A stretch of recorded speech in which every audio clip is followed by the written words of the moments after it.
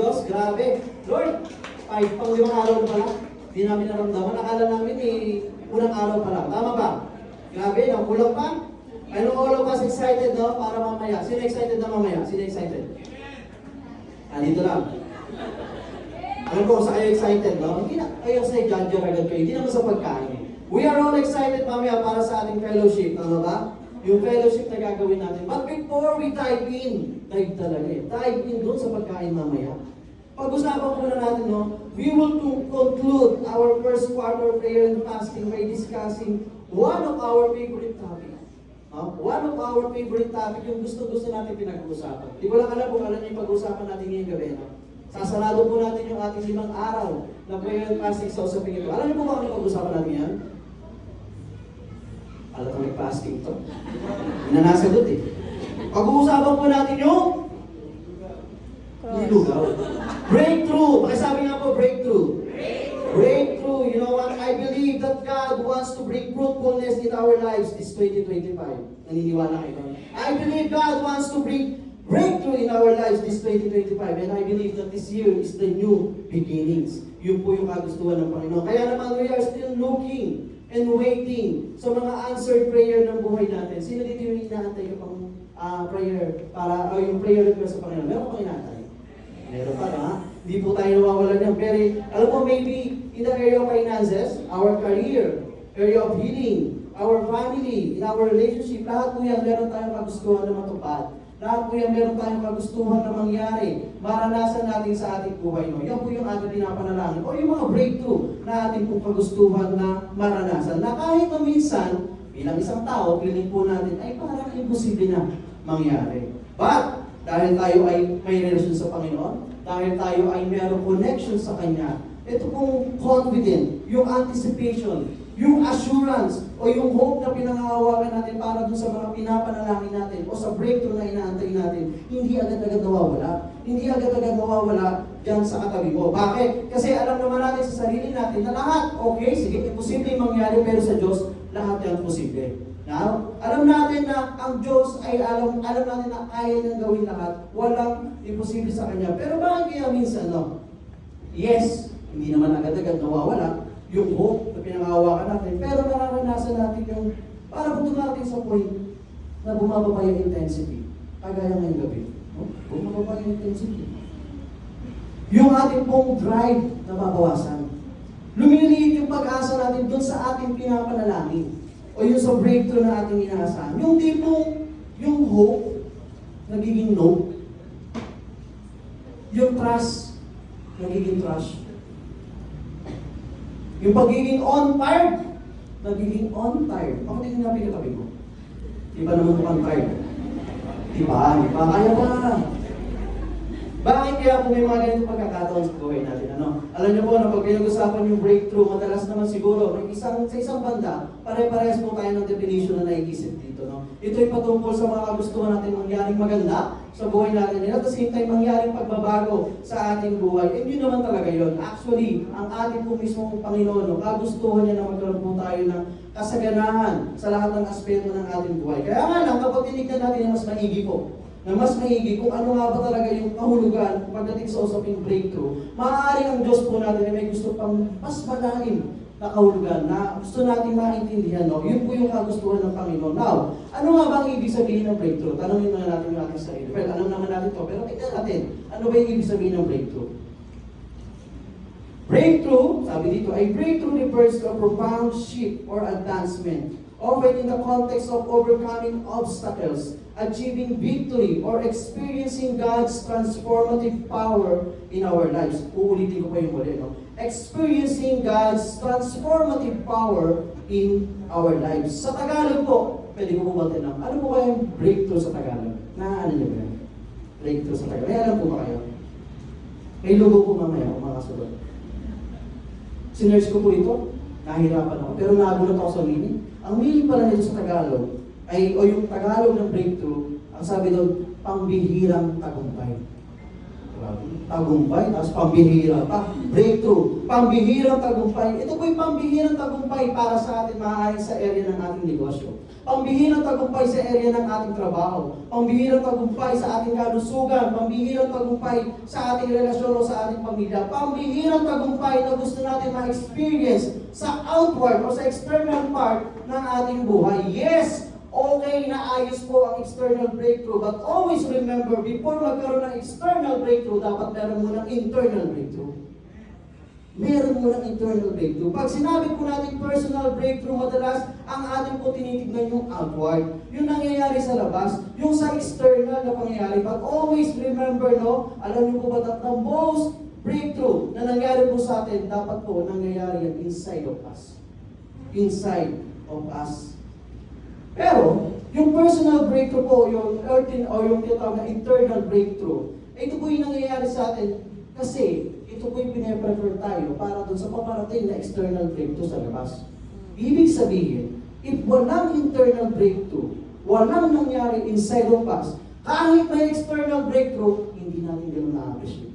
Hindi natin ganun mararamdaman. The only reason na ang tao po ay hindi nakaka-appreciate sa mga pangyayari, maliit man o malaki sa panlalabas o doon man sa nangyayari sa paligid natin because walang naganap inside of us. Sometimes we focus so much on external breakthrough.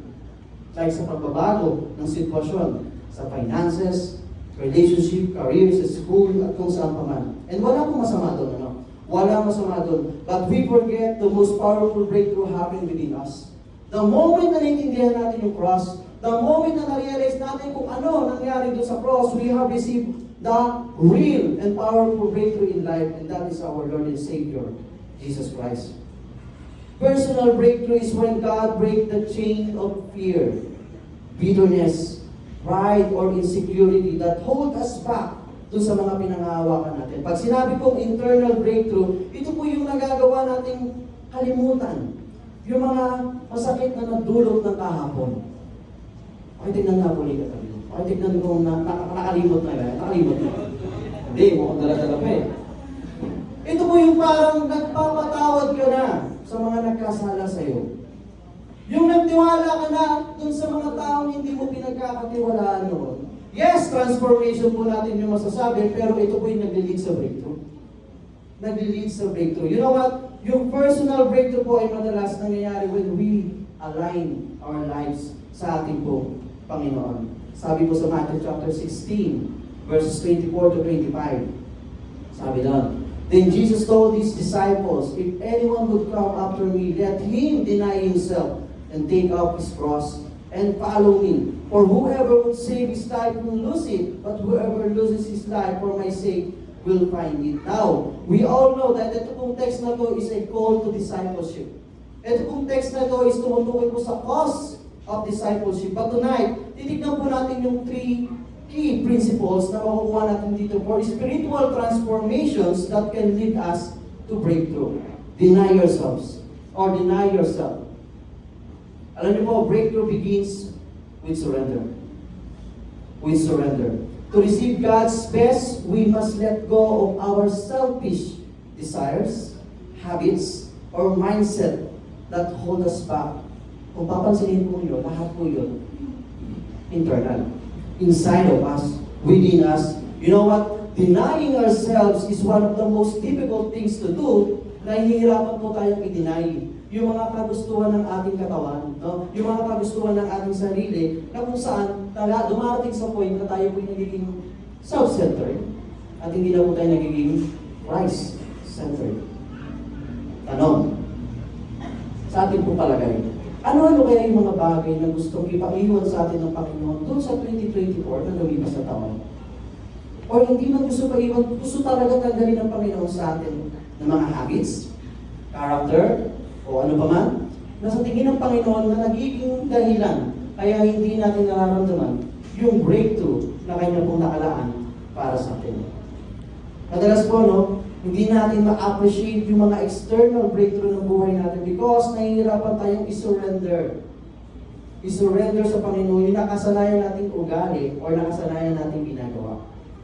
Na feeling natin, hindi nagbibigay ng security, ng hope, ng happiness. Pero sabi ni Lord, deny yourself. Denying yourself means choosing to set aside your own desires, preferences, and comfort to follow God's will and serve others. Self-denial isn't about losing yourself, but about discovering the fullness of life in Christ. As we deny ourselves, we open the door for God to work within us and welcome the breakthrough in life, taking up our cross. Our cross represents the challenges and the sacrifice required to follow Jesus. Breakthrough often comes through perseverance in the midst of trials. Tanong, sino po dito may mga nararanasang problema sa buhay? Pakitaas po yung kamay. Okay, kompleto naman dito. Sa gitna. Yung hindi nagtaas. Okay na okay, no? Pakibigyan nga akong problema, Lord. Joke lang. Lahat po tayo meron, Mama. Meron tayong dinadaan ng problema. But instead of running from difficulties, embrace them with faith. Bakit tingnan ulit katabi mo? May pananampal tayo naman. Tingnan mo, mararamdaman mo yan eh. Parang wala nga itong isa. Tingnan nyo. Meron, Mama. Embrace them with faith, knowing that God uses them to refine us and prepare us for the greater things. And then lastly, mabilis lang po tayo ngayong gabi. Lastly, following Jesus. Real breakthrough happens when we follow Jesus. Don't try to create your breakthrough. Let God guide you. Let God guide you. At may gagayad lang po tayo ng ating Panginoon para dun sa pag-follow natin sa Kanya, i-allow natin talaga siya na gumalaw sa buhay natin. You know what? Our personal breakthrough might not come by striving harder, but surrendering deeper. Ulitin ko lang po ano. Our personal breakthrough might not come by striving harder, but by surrendering deeper. True breakthrough starts within. As God is more concerned sa ating mga puso, sa ating mga sarili, kaysa baguhin niyo yung, gusto niyo baguhin, pero bago niyo baguhin niyo, gusto mo na niyo baguhin yung ating sarili. Ano? The higher you want to go, the deeper you have to dig. Breakthrough isn't just about external change, it's about internal transformation. Internal transformation. Always remember, the greatest breakthrough isn't what changes around us, but what God transformed within us. Allow God to reshape our heart, and we will find joy, strength, and freedom, and appreciate all things na nangyayari po sa buhay natin. Let go by denying ourselves. Trust Him by taking up our cross. And follow Him by following His lead. And you will discover the abundant life, the freedom, and the breakthrough na meron pong pinangako ang Panginoon. Now, as I end, alam niyo po, hindi ko lang alam kung alam niyo, pero sa hindi po nakakaalam, tatapos na po ngayong gabi yung ating pong prayer and fasting. Meron po hindi nakakaalam? Kulit naman ito. Alam ko yun. Alam natin, tama? And dahil patapos na po ngayon yung ating prayer and fasting, sino po dito yung grateful ka dahil alam mo, merong hinahanap yung katawan mo, pero pili mo, dininay mo. May hinahanap yung katawan mo, may kagustuhan yung katawan mo, pero sa loob na 5 araw na dinay mo. Yung mga umuoy, yung nag-fasting talaga. Tama? Dininay natin, na-deny natin. Yung feeling natin, kinary natin yung cross natin kasi may sinacrifice tayo. Right? Pero ito yung tanong ngayon gabi. Sino po dito, o sino sa ating lahat, yung sa loob na 5 araw, naramdaman mo yung expenses na nagamit mo, nang pabalik-balik dito. Pero ba ganun? Yung araw, pabalik-balik, tiga-doon pa naman ako sa mayon. May naramdaman ko ang gano'n? Wala. Tama? Yung parang, gano'n. Dapat weekly lang ha. Pati yung araw, naramdaman ko to. Pero tingin ko mga naramdaman. Pero wala nakaramdam, tama? Baka ako lang. Kasi ako yung nagsabi. Well, actually, hindi ko naman siya naramdaman. Nakaisip ko lang siya nung ginagawa ko na to. Naisip ko, oo nga pala, no? Gumagastos nga pala ako doon, no? Gas, pamasahe, kung ano to na. Pero naisip ko din, nakatipid din naman ako ah. Bakit? Nagpapasking ako eh. Anong point ko? Balance. Tama? May expenses, may fasting. Parehas lang. Ang point ko dito ganito po, hindi po kaya ang ating Panginoon Diyos ay ganun talaga gumalaw sa atin minsan. Na kapag meron nawawala sa atin, meron siyang nilalagay. Na kapag piling natin may nawawala, meron na siyang naibigay. Alam niyo po, no? Yung ginagawa nating prayer and fasting, o yung pagbibigay natin sa Panginoon ng consecration, para mas maintindihan natin yung kanyang plano. Sa totoo lang po, hindi naman po talaga galing sa atin ito. Hindi naman talaga tayo yung may kakayanan gawin ito. We are all guided by God also sa ginagawa natin. Kaya natin ito ginagawa. Ngayon, kung majority po sa atin ay hindi masyadong kaisip yun at hindi masyadong naramdaman yun, dahil mas na-enjoy na natin yung prayer and fasting, alam niyo po, ang sabi ng Panginoon, may breakthrough na parating sa'yo. Pakisabi mo sa katabi mo, may breakthrough ka.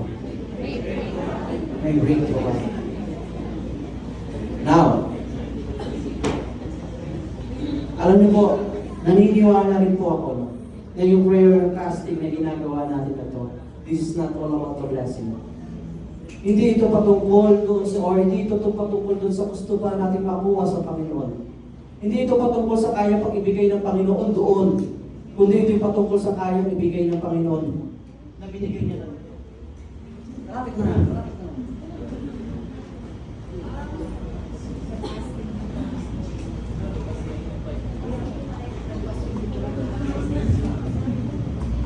Check.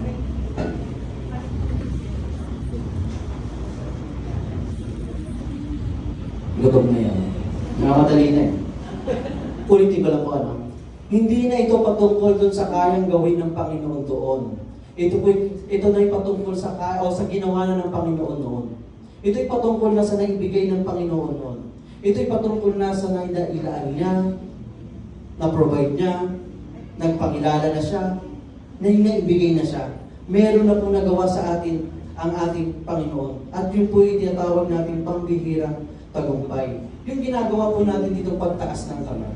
Pag-worship sa Panginoon, or pagsasama-sama, or pag-fellowship, ginagawa po natin to because we know that we already received the one and only and the real breakthrough na meron tayo, and that is our Lord and Savior Jesus Christ. Kaya po nandito tayo. Kaya nga po, pwede natin sabihin sa bawat isa sa atin na meron tayong pambihirang tagumpay. Regardless of the situation na meron tayo ngayon, hindi po dyan nakabase yung breakthrough na inaasahan natin. Yes, may mga bonus. Yes, may kung ano pa yung pwedeng ibigay ng Panginoon. Pero the moment we realize that we have relationship with God, we already receive yung pambihirang tagumpay. That is not only about the transformation, kasi kakaisipin natin, transformation yun eh. Pero sa totoo lang po, breakthrough rin talaga yun. Kung iisipin po natin kung sino tayo dati at sino tayo ngayon, Lord, salamat. Nagtagumpay ako. Nagtagumpay ako. Let us all pray, Lord. Maraming salamat.